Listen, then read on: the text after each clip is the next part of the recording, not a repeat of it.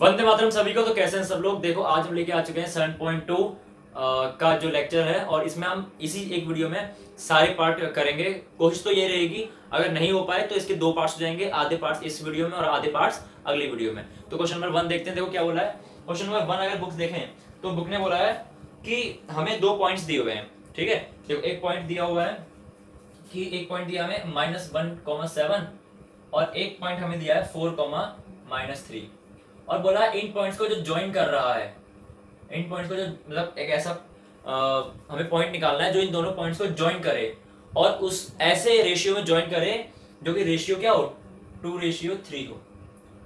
Question दोबारा देख लेते हैं। एक ऐसा पॉइंट फाइंड करने को बोला है जो कि इन दोनों पॉइंट्स को मिलाए और कौन से रेशियो में मिलाए, 2:3 में मिलाए।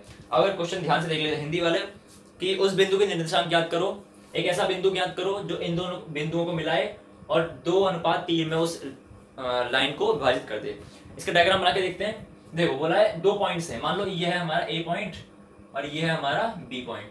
तो यहाँ पे एक पॉइंट, यहाँ पे एक पॉइंट, दोनों को मिलाएगा, यानी कि ए और बी को क्या कराएगा, वो पॉइंट हमें फाइंड करना है जो इन दोनों को मिलाएगा और 2:3 माने इनमें जो भी रेशियो हो, जो भी हो 2:3 का रेशियो हो, 2:3 का जो रेशियो होना चाहिए ऐसा होना चाहिए। तो वो पॉइंट फाइंड करना है। अब पॉइंट फाइंड करने के लिए क्या करो, रेशियो वाला है तो इसके लिए एक फॉर्मूला होता है हमारे पास। अगर x, देखो पॉइंट हमेशा x, y निकलते हैं, तो हमें x भी फाइंड करना है और y भी फाइंड करना है।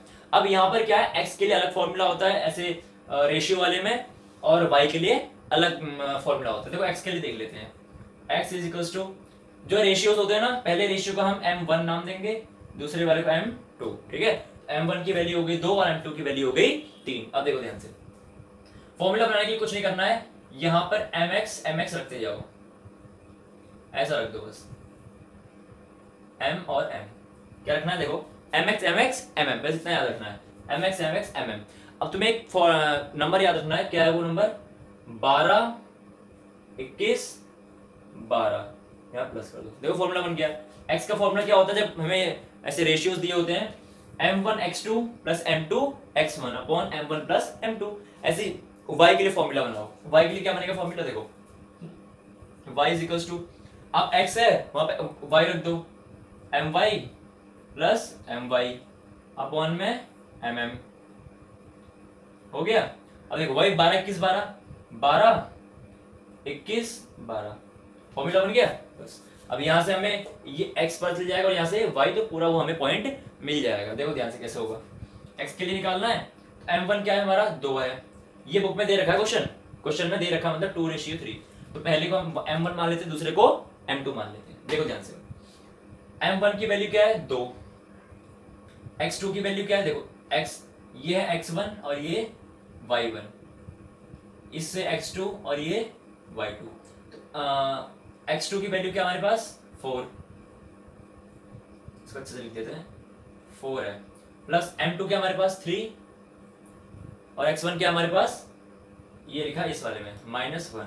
बस अब क्या कर दो, m1 प्लस m2 करना है, कर दो। m1 क्या है, देखो m1 है 2 और m2 क्या है 3, तो 2:3 कर भी रहा था। अब देखो x की वैल्यू कैसे निकलेगी, 4 दूनी 8, 4 2 8 और 3 -3 1 से डिवाइड करेगा, तो 3 1 से मल्टीप्लाई करेगा 1 आएगा और प्लस माइनस यहाँ पे क्या हो जाएगा माइनस, 3 और 2 5 हो गया, खत्म। x की वैल्यू कैसे निकाल दो, 8 में से 3 गए 5, 8 में से 3 गया 5 5 5 5 5 1 हो गया। x की वैल्यू कितनी निकल गई 1।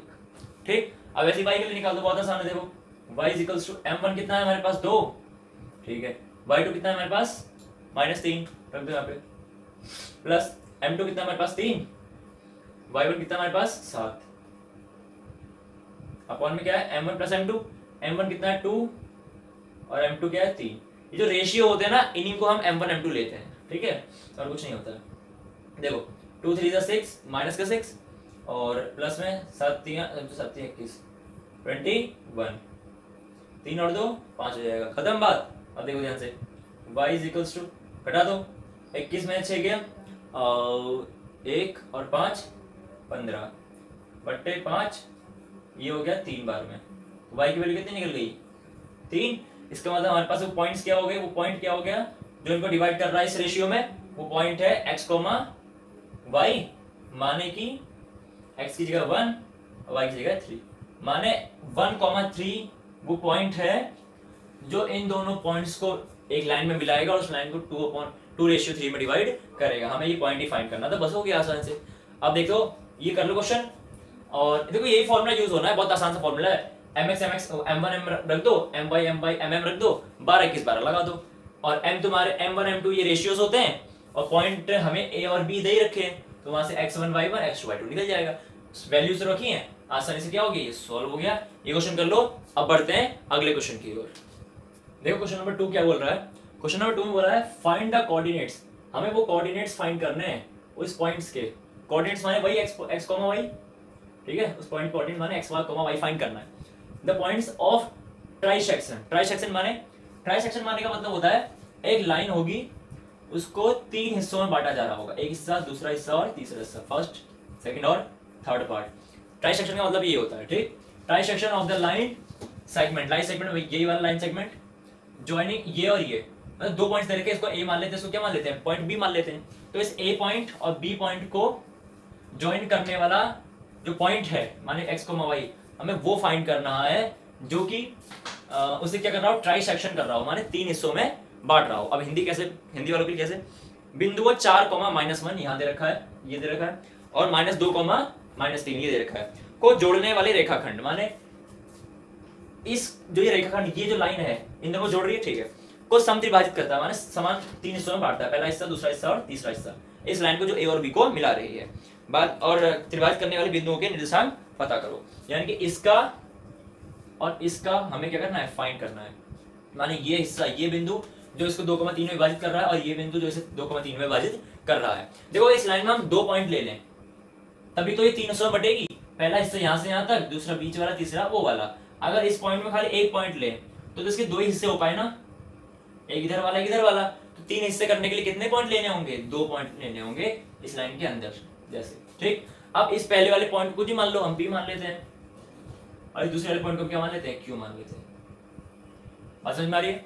तो हमें P और Q के ही कोऑर्डिनेट पता करने हैं। जैसे हमने पहले वाले क्वेश्चन में क्या किया था, सिर्फ एक ही पता किए थे, x, y हमें एक ही बार पता किया था।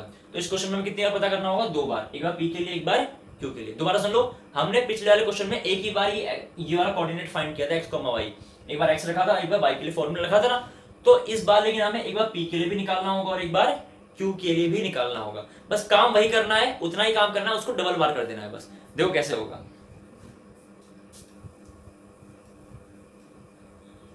देखो ध्यान से।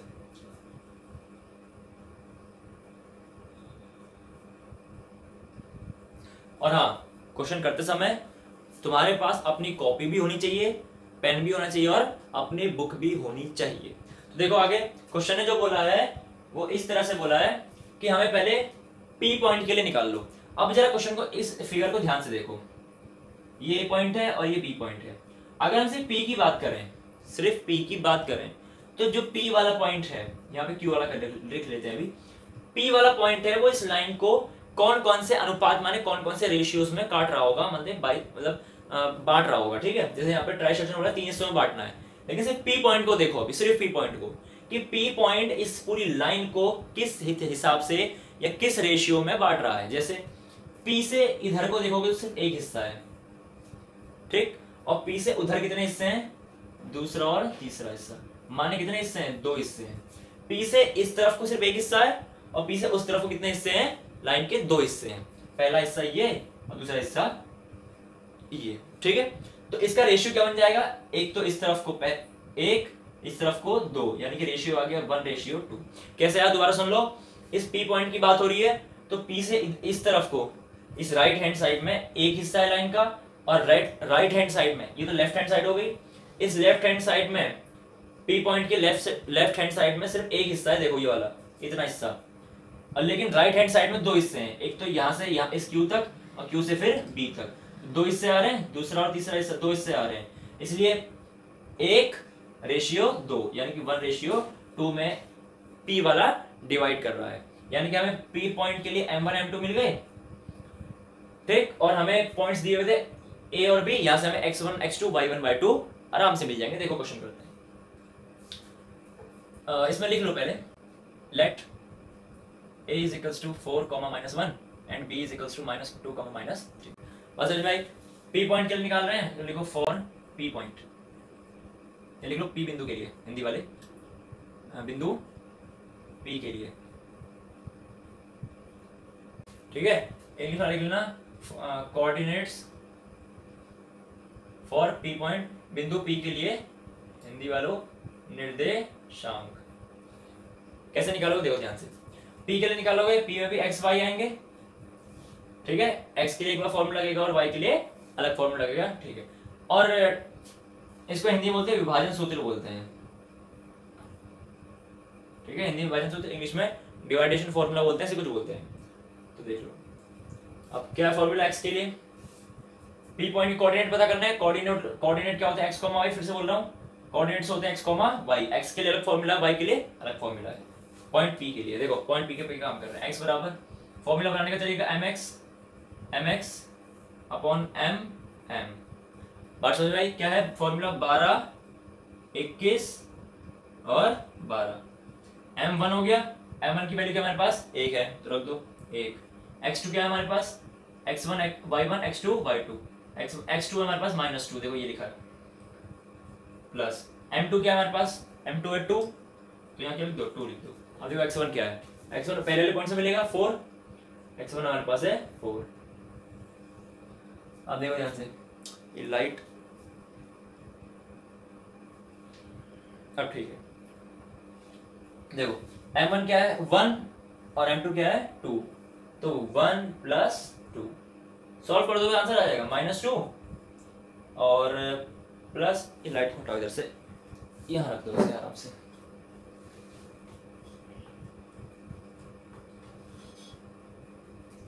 हाँ अब ठीक है, अब कोई लाइट नहीं। देखो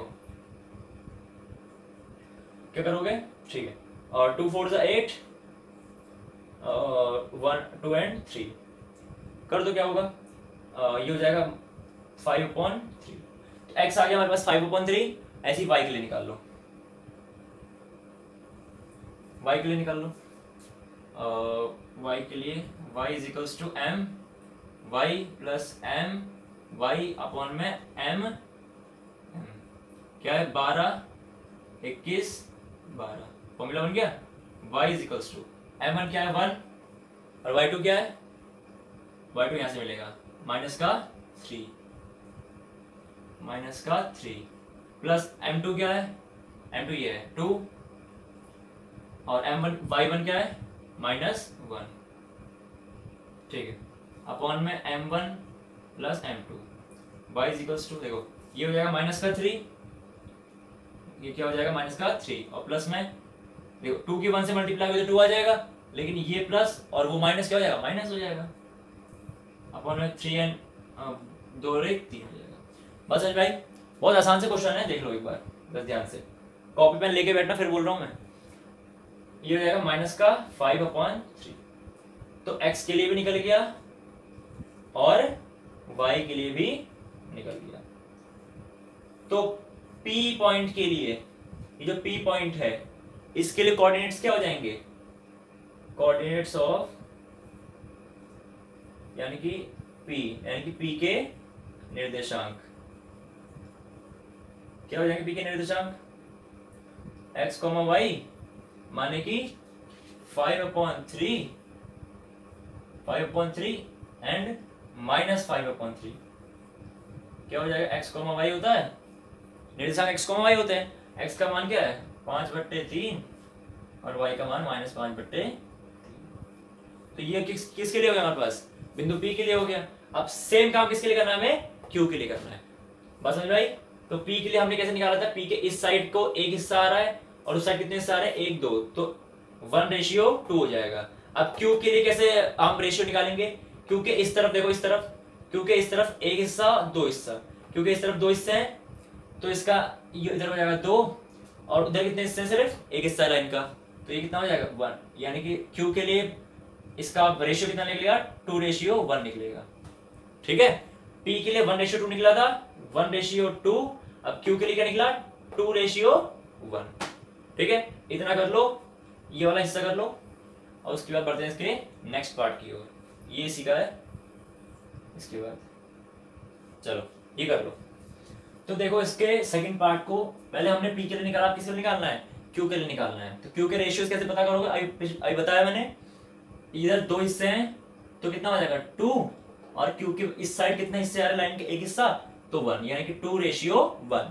दोबारा बार रिवाइज करा दे रहा हूं, पी के लिए कैसे निकाला था, पी पॉइंट के इस तरफ एक हिस्सा था, इस तरफ दो हिस्से थे, तो 1 इधर कितना आ गया, इधर 1 हिस्सा आया पहला हिस्सा, और इधर कितने हिस्से आए, एक हिस्सा और फिर यहां से दूसरा हिस्सा, तो 1:2 आया था पी के लिए।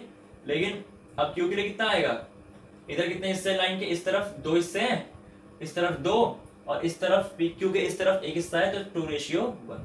ठीक है, बस यानी कि यहां से हमें 2:1 करने पर क्या मिला, 2:1 करने पर m1 मिला और m2 मिला पॉइंट क्यू के लिए।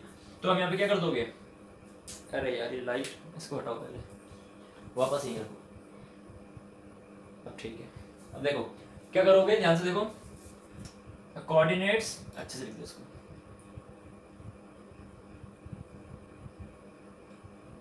कोऑर्डिनेट्स फॉर क्यू पॉइंट, बिंदु क्यू के लिए निर्देशांक। दोबारा देख लो कैसे होना है, m1 क्या इस बार हमारे पास 2, m1 की जगह रख दो 2। देखो x1 y1 सब x2 y2 सब वही रहेगा, क्योंकि हमारे पास मेन पॉइंट तो चेंज नहीं हुए ना लाइन के, ठीक है, अंदर वाला ये चेंज हुआ है बस m1 m2।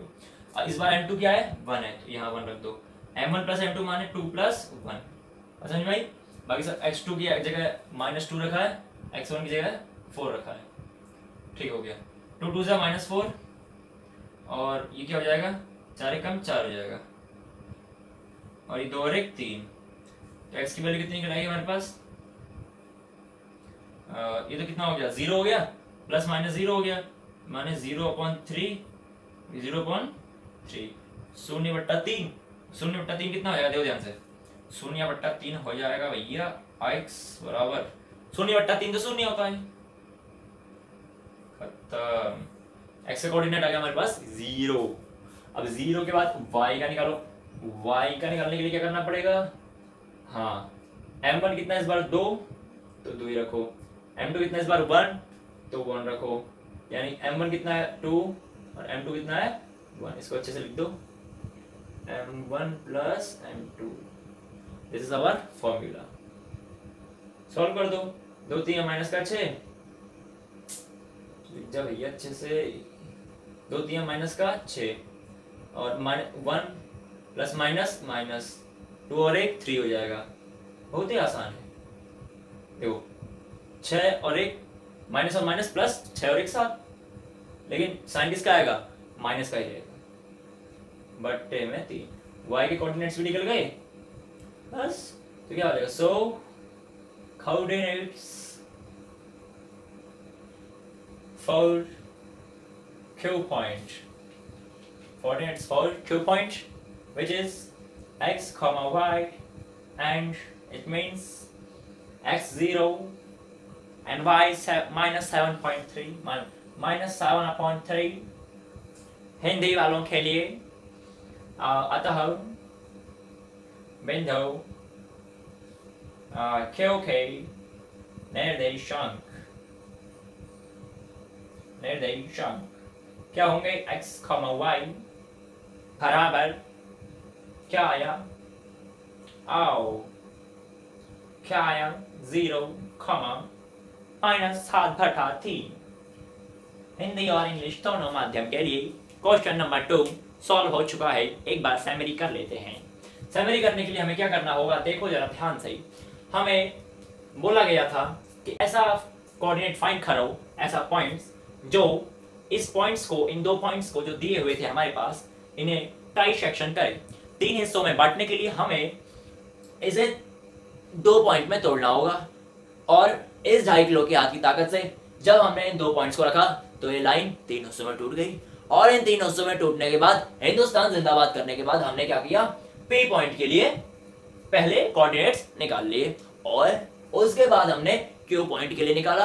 क्यू पॉइंट के लिए भी हमने सेम प्रोसीजर किया, बस m1 और m2 के मान चेंज हो गए। क्यों हुआ ऐसा, गन्ना चूस के, ये इसलिए हुआ क्योंकि p के बाद एक हिस्सा था, उस तरफ 2 हिस्से थे, इसका मतलब रेशियो बना 1:2 का।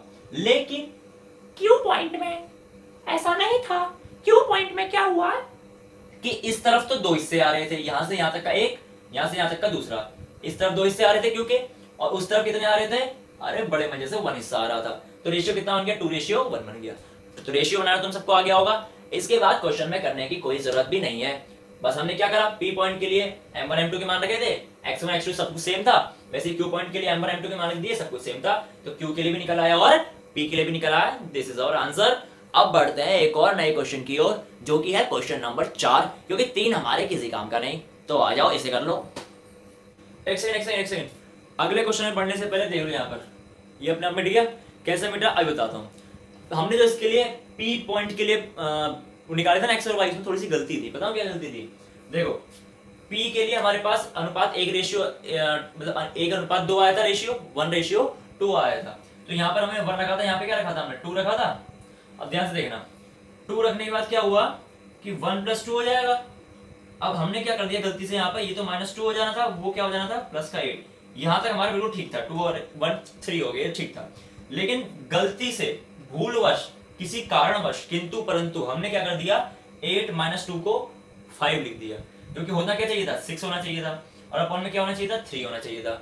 तो अब क्या आंसर आता, ये आता 2। इसका मतलब x की वैल्यू कितनी आती, 2 आती। अब इसका मतलब p के लिए जो हमारे पास कोऑर्डिनेट्स थे, पॉइंट p के लिए, लेकिन for coordinates for p point x y क्या है हमारे पास, x y क्या है, x तो आया अभी 2, और y हमारे पास वो ठीक आया था -5/3। तो भूल चूक कभी कभी हो जाती है, गलतियां किसी कारणवश, भूलवश, किंतु परंतु जैसे भी हो गया। तो ये क्वेश्चन था, बस इतनी मिस्टेक थी, बाकी सारा क्वेश्चन बहुत अच्छे से हो गया। और वीडियो थोड़ा लंबा हो गया है, मेरे को ज्यादा लंबा हो गया क्योंकि मैंने टाइम तो देखा नहीं था। अब बढ़ते हैं, एक नई वीडियो की तरफ बढ़ेंगे, उसमें नए क्वेश्चन करेंगे। तब तक के लिए आज के लिए इतना ही बहुत है। तो मिलते हैं किसी नई वीडियो में जोशीले अंदाज के साथ, नए क्वेश्चन के साथ। तब तक के लिए वंदे मातरम।